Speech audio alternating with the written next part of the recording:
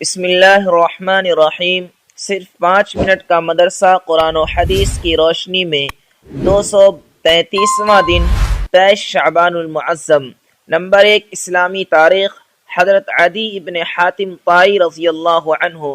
حضرت عدی رضی اللہ عنہ عرب کے مشہور سخی حاتم طائی کے بیٹے تھے۔ ان کا قبیلہ یمن میں آباد تھا اور عیسائیوں کے رکوی فرقے میں شامل تھا۔ سن 9 ہجری میں رسول اللہ صلی اللہ علیہ وسلم نے 50 صحابہ رضی اللہ عنہم کو حضرت علی کرم اللہ وجہہ کے ساتھ قبیلہ بنو طے روانہ کیا۔ اس قبیلے کے رئیس حضرت عدی رضی اللہ عنہ اطلاع ملتے ہی اپنے اہل خانہ کے ساتھ فرار ہو کر شام چلے گئے، مگر ان کی بہن صفانہ بنت حاتم جنگی قیدیوں کے ساتھ مدینے لائی گئی۔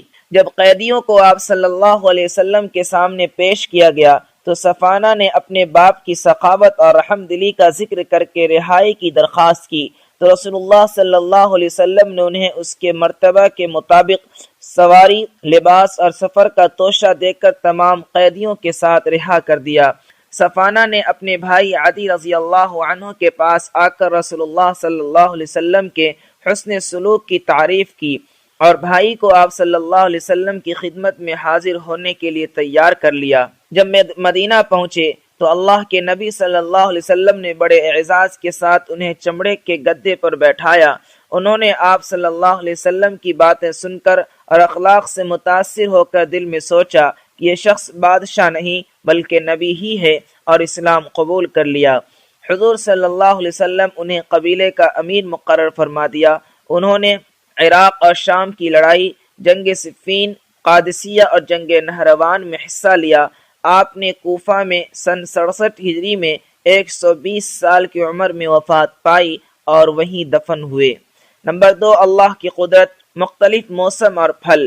اللہ تعالیٰ نے سردی، گرمی اور بارش الگ الگ موسم بنائے اور موسم کے الگ الگ پھل اور پھول بنائے۔ جو پھل گرمی کا ہے وہ ہمیشہ گرمی میں پھلتا ہے، جو سردی کا ہے وہ سردی میں پھلتا ہے، اور جو بارش کا ہے وہ بارش کے موسم میں پھلتا ہے، اور ہر پھل کا ایک الگ ذائقہ بنایا۔ اگر ایک ہی موسم، ایک ہی پھل اور پھول ہوتے تو انسان اکتا جاتا، لیکن اللہ تعالیٰ کی قدرت ہے جس نے 12 مہینوں کے لیے الگ الگ موسم اور پھل پھول بنائے۔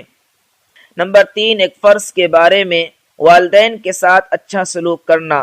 قرآن میں اللہ تعالیٰ فرماتا ہے، تمہارے رب نے فیصلہ کر دیا ہے کہ اللہ کے علاوہ کسی اور کی عبادت نہ کر اور والدین کے ساتھ احسان کا معاملہ کر۔ فائدہ، ماں باپ کی خدمت کرنا اور ان کے ساتھ اچھا برتاؤ کرنا فرض ہے۔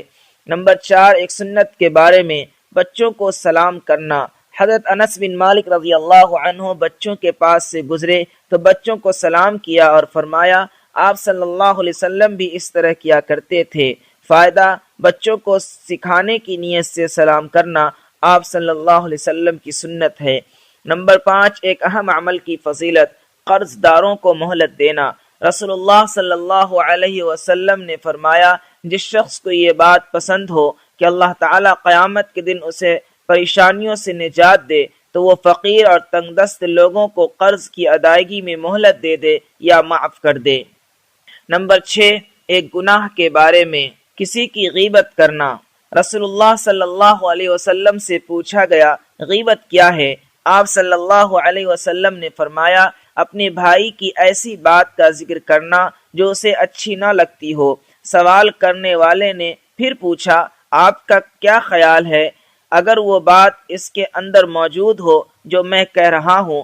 آپ صلی اللہ علیہ وسلم نے فرمایا، جو تم کہہ رہے ہو اگر وہ اس کے اندر ہو تبھی تو تم نے اس کی غیبت کی، اور اگر وہ بات اس کے اندر نہ ہو تب تو تم نے اس پر الزام لگایا۔